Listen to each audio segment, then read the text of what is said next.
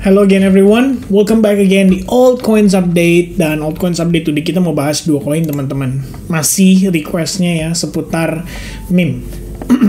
Waktu lalu, tempo hari ya, atau entah kapan, saya udah pernah nanya sama teman-teman kan, dan Shiba Inu itu adalah request terbanyak kedua. Jadi saya putuskan untuk discuss seputar Shiba, dan tadi banget saya sempat voting juga nih sama teman-teman di grup Telegram. Mau pilih apa nih pairingnya ya, ada Floki, Bome, PP, Doge, dan Bong. Ternyata banyak yang requestnya PP, sampai 1000 votes. Oke, jadi kita ambil PP teman-teman. Dan sekaligus pengen inform, rencana kita untuk live streaming di weekend masih akan berlanjut, tapi mungkin nggak besok, karena besok saya ada webinar juga sama teman-teman yang baru gabung di Advance Group ya, untuk periode bulan Mei ini. Jadi mungkin di hari Minggu lah kita akan live streaming, atau mungkin besok bisa juga dirapel sekaligus, tapi live streamingnya pasti agak malam. Jadi teman-teman komen lah di kolom komen ya. By the way, first comment request kira-kira altcoins apa yang kamu mau minta di review. Kemudian yang kedua adalah enakan besok tengah malam apa besoknya lagi hari Minggu ya, kasih tahu ke saya. Alright, so tanpa berpanjang lebar ya, sorry teman-teman, sendawa ya, langsung aja kita masuk discuss seputar Shiba Inu. Shiba Inu kayak terakhir kali saya bahas itu di sini ya, sekitar 2 minggu lalu. Doge, Shiba Inu, sama PP. Doge Day ternyata nggak terlalu impactful banget, tapi at least kalau kita ngeliat pergerakan meme coin ya, ini masih sangat bagus. Dalam tanda kutip, ketika yang lain turunnya sangat agresif, meme coin itu bisa tertahan loh dari tekanan jualnya. Dan per malam ini sebenarnya, karena tadi ada rilis data NFP ya, saya belum update ke teman-teman di Telegram juga. Akhirnya kita dapat reaction cukup bagus nih dari posisi Bitcoin teman-teman. Bitcoin udah mulai mantul barengan dengan S&P 500 juga yang saat ini cenderung udah nanjak ya per tadi data. Ya kalian bisa lihat per data NFP tuh langsung bagus reactionnya. Meanwhile di XY turunnya lumayan tadi, tapi kemudian kena reject, mantul kena reject. Ya, dan memang ini karena data NFP-nya yang sangat-sangat parah. Nanti saya bahas selengkapnya di part video Bitcoin ya, karena ini memang berhubungan dengan bagaimana kemarin kita juga sudah sampaikan ya, bahwa ada beberapa statementnya Jerome Powell yang bisa dibilang cenderung dovish atau semi dovish gitu. Bisa dibilang ngegiring opini ke market untuk tetap bertahan dari tekanan jual, supaya beranggapan bahwa oke nih, market masih bisa rebound dan masih bisa bullish, kira-kira seperti itu. Nah kemudian kita lihat nih Shiba Inu progresnya di daily gimana. Kalau kita ngelihat dari perspektif daily, kita bisa tambahkan trendline ini sebagai bagian dari koreksinya gitu ya. Jadi kita memahami bahwa all of this process setelah terbentuknya nice push impulsif ke sini ya, ke sini lagi ya, menguat teman-teman. Kemudian dia mengalami koreksi. So far di dalam channel ini kita udah bergerak lebih kurangnya ya hampir ke wave kelima teman-teman sekalian. Dan biasanya kalau misalkan dalam bentuk channel falling wedge, rising wedge, itu biasanya cuma 5 wave correction atau 5 wave movement di dalamnya sebelum next move yang impulsifnya kembali berlangsung. Jadi kalau kita berpikir seperti ini ya, kita tanggapi bahwa all of this sebagai bagian dari koreksinya. Harusnya Shiba Inu itu punya kesempatan untuk mantul atau rebound ya. Sebelumnya kita udah expecting dia bisa aja retest sampai ke area fair value gap ini, dan ternyata setelah kejemput di sini pun kita langsung dapetin reaction yang lumayan meriah ya. Harga sempat mantul dan cukup signifikan. Saat ini kalau kita ngelihat Shiba Inu dari perspektif time frame daily, ya it's all part of the correction. Meanwhile kalau misalnya kita ngelihat dari perspektif time frame 4 jam, nah ini ya teman-teman udah aburadul ya, aburadul. Oke, saya perbaiki dulu. Let me see. Oke, I'm using chart logarithmic sudah ya teman-teman. Kemudian di sini, wah ini agak berbeda ya perspektifnya ya. Harusnya seperti ini kita ngelihatnya teman-teman sekalian. Ya, atau kita nggak pakai trend line-nya deh ya. Di daily aja sebagai acuan kita bahwa di atas itu masih ada resistance. Namun kalau dari perspektif 4 hour yang mungkin menjadikan kondisi pada Shiba Inu menarik adalah kita ngelihat dia respect nih terhadap support resistance yang ada di kisaran 002054 atau 55. Kita bulatkan 55 lah ya. Kira-kira begini gitu ya teman-teman sekalian. Nah, ini adalah supportnya dia, holding cukup baik. Kemudian kalau teman-teman melihat pada perspektif time frame 1 jamnya, itu sempat ada proses reversal yang bagus terjadi di situ. Jadi kita considering bahwa proses ini adalah bagian dari market structure shift-nya dia. Jadi dia berubah ya struktur market. Dari yang tadinya seperti ini, dia turun, dia create lower low, lower high gitu ya. Kemudian there you go, we have a reversal, dia creating higher high, and then sedikit konsolidasi sebelum akhirnya dia break and nanjak lagi. Ya sejauh ini sih kalau kita lihat teman-teman, progres daripada si Shiba Inu ya, ini kalau kita lihat ini sebagai salah satu area SNR, ya saya lihat ini kayaknya demikian, ini adalah SNR-nya dia nih teman-teman. Kita bisa pakai area ini, nah lebih kurangnya, nah ini sudah berhasil di reclaim. Jadi good news-nya datang dari sini ya. At least kalau kita ngelihat progres ini ya so far menunjukkan ya bahwa adanya percepatan tren juga. Sempat terbentuk semacam dikondisikan dengan istilah rising wedge pattern, tapi kemudian karena posisi Bitcoin yang nanjak sangat signifikan, impulsif, disinilah momen adanya percepatan tren gitu. Ketika nanti Anda melihat seandainya dia mengalami pullback ya, katakanlah dia mengalami pullback seperti ini, untuk dia retest terhadap previous support resistance itu, kalau kita ngelihat dia ketahan dengan baik, itu sebenarnya bisa dimanfaatkan loh untuk buying opportunity atau mungkin untuk long position seandainya kalian transaksinya di futures market. Jadi kita bisa ambil area ini, for example, ini adalah area demand kita. Kemudian di bagian sini bisa jadi SNR yang mungkin saat ini menahan juga ya untuk Shiba Inu, nggak langsung nanjak sangat signifikan. Kalian bisa lihat ada weak candle di situ, ya kan? Jadi kalau misalnya kita dapetin rejection itu, ya ini ya kesempatan buat kalian cari opportunity-nya. Lihat aja nanti pada saat proses dia retestnya kayak gimana, pada saat dia proses pullback-nya kayak gimana.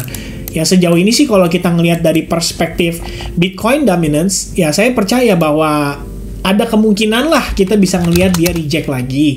Jadi kalau misalnya dia reject kayak gini, katakanlah ya dia mengikuti struktur sebelumnya teman-teman. Jadi dia seperti ini dan dia balik naik untuk dia turun lagi, maka altcoins pun harusnya punya kesempatan untuk dapat money flow dan bergerak dengan lebih bebas. Dalam artian lebih bebasnya mungkin lebih bullish gitu ya. Dan ya kembali lagi, patokan kita yang boleh dijadikan acuan utama untuk si Shiba Inu adalah kalau dari perspektif daily, saya anggap all of this process adalah bagian dari retracement atau koreksinya. Meanwhile, di time frame kecil kayak 4 jam, 1 jam, PR kita cuma satu, identifikasi reversalnya. Dan menurut saya, reversal pada Shiba Inu itu penting banget untuk nunjukin kalau dia bisa sukses claim area ini. Karena kalau dari perspektif 4 jam, ini bukan 1 jam ya, 4 jam, ini harusnya jadi previous high point dari penurunan ini.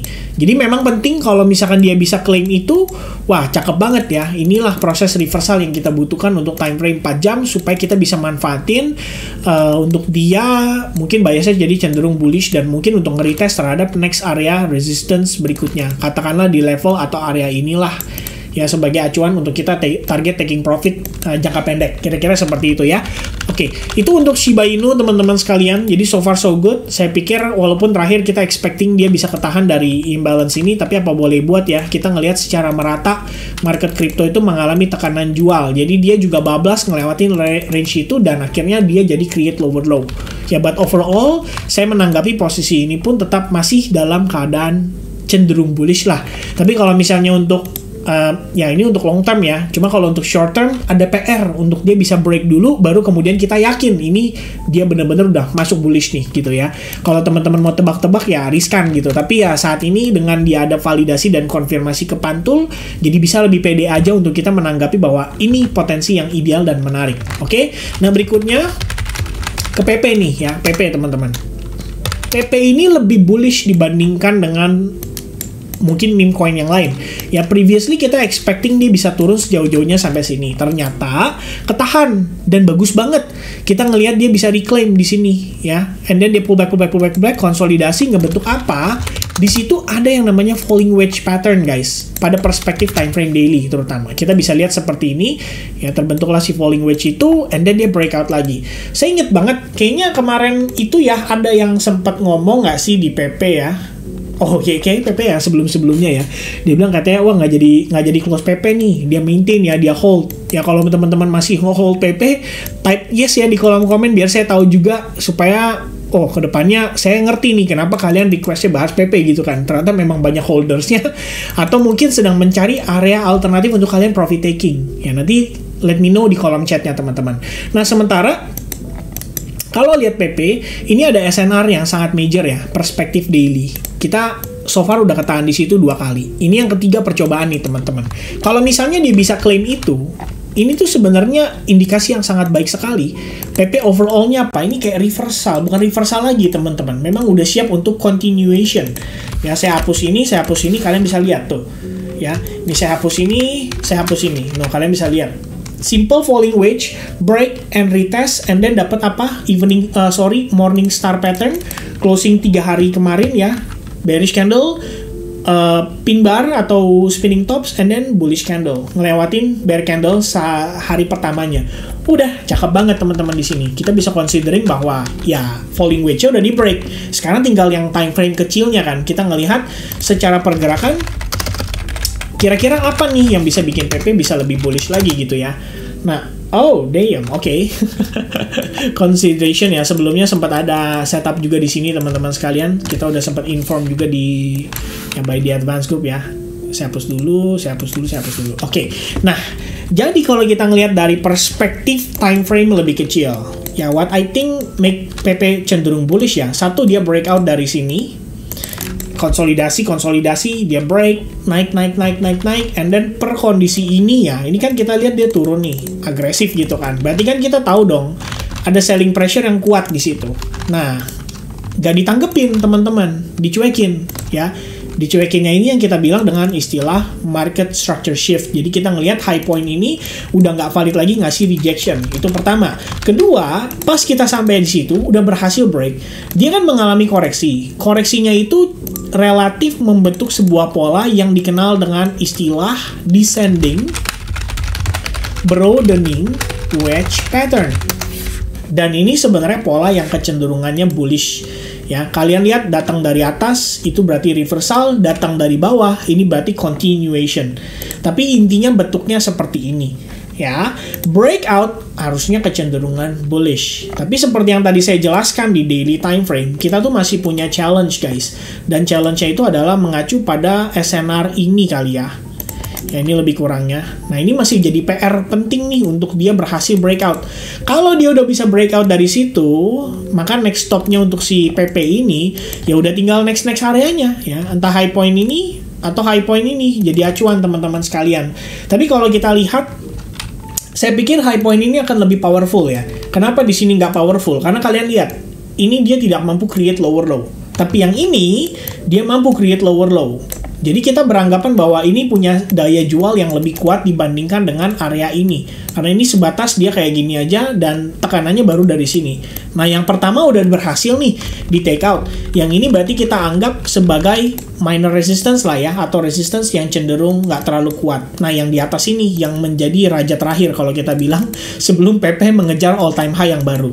Ya, tapi overall-nya dari sini udah bagus. Kalau dari perspektif 1 jamnya, ini kemarin kenapa kita notice ya ada potensi dia untuk reversal, karena di sini kita ngelihat ada market structure shift. Jadi waktu kita pertama kali notice pergerakan ini, ya diiringi dengan konsolidasi ini bisa memberikan kita idea bahwa ada possibility untuk PP kembali rebound. Dan sekarang ya kita lihat ya, naiknya sih terbatas. Nah, kalau tadi kita bilang descending broadening wedge, ini ascending broadening wedge, terbalik nih, atau pergerakan sebaliknya. Yang artinya tendensiusnya adalah untuk dia kembali turun. Kalaupun kita ngelihat dia kayak gini, sebenarnya nggak ada masalah, teman-teman sekalian, karena kita lihat lagi, ya ini saya hapus aja kali ya kayak gini, ini saya hapus, karena kita lihat lagi di sini, ini tuh ada SNR-nya gitu kan. Nah, SNR ini kan bisa jadi acuan kita untuk ngelihat dia kepantul, antara dia ketahan di situ atau dia ketahan di sini, even better, slightly di atasnya gitu kan. Nah, ini kita lihat nih, ini juga SNR tuh, ya kan. Tinggal yang mana teman-teman? Ya sejauh ini kalau misalkan dia mengalami rejection pun, ya saya rasa harusnya ya mudah-mudahan sih cenderung tetap bullish, mengingat struktur overall-nya nih daily-nya bullish banget ya. Kita lihat harga naik, kencang, pullback, naik lagi, udah persiapan nih tuh kan. Jatuhnya apa? Ini bisa dikonsider sebagai 1, 2, and possible 3, 4, 5. Udah deh, dia ready untuk impulsive wave gitu kan. Proses koreksinya di sini A, B, oh no ya, kayak film ya, oh no ya, A, B, C doang guys. Abis itu udah ada 1, 2 dan possible 3, 4, 5. Nah, ini beda nih dengan yang tadi kita bahas Shiba Inu. Kalau Shiba Inu kan udah A, B, C, D, E gitu ya, udah 5 wave dia koreksinya, tapi belum mantul-mantul. Kalau si PP, dia A, B, C doang udah mulai mantul. Berarti apa? Ya ada harapan ini bisa siap untuk lanjut impulsif. Nah, satu invalidasinya cuma satu teman-teman. Kalau misalkan PP gagal mempertahankan higher low ini ya, jadi kita ngelihatnya dia malah jadi kayak gini. Nah, ini kalau kayak gini, ya udah, berarti belum waktunya aja teman-teman sekalian. Dan itulah kenapa kalau nanti teman-teman cari setup ya, mau buy di PP gitu kan, andai kata kalian mau manfaatin range ini gitu, ya gunakan stop loss. Jangan sampai kalian menggantungkan posisi tanpa adanya stop loss. Itu riskan, malah jadi bisa kena yang namanya likuidasi atau malah rugi gitu. Ya jangan sampai lah itu terjadi teman-teman. Ya sekiranya seperti itu sih kalau saya ngelihat di PP ya, lebih kurangnya idenya. Dia naik di sini 1, 2, 3, 4. Ya ini 3 mungkin ya. Kita anggap ini adalah 1, 2, kemungkinan 3. Nanti kalau dia pullback 4 kan, baru 5. Ya kira-kira kayak gitu. Ini untuk wave satunya doang nih. Jadi ibaratnya satu push, pullback nanti 3, 4, dan 5 ya untuk yang dari perspektif. Tapi itu kira-kira sih idea dari saya seputar untuk PP dan seputar Shiba Inu. So let me know guys di kolom komen kenapa kalian memutuskan untuk decide Shiba Inu dan PP. Apakah kalian holders, apakah kalian lagi pengen cari idea untuk entry, atau mungkin kalian merasa ini koin bagus aja gitu, trennya oke gitu ya. So thank you very much guys sudah paying attention. Don't forget to hit the likes button supaya saya terus semangat ya untuk memberikan informasi seputar update ke market ke teman-teman juga. So I'll see you guys again in the next update. Happy Friday and happy weekend guys. Cheers, bye bye.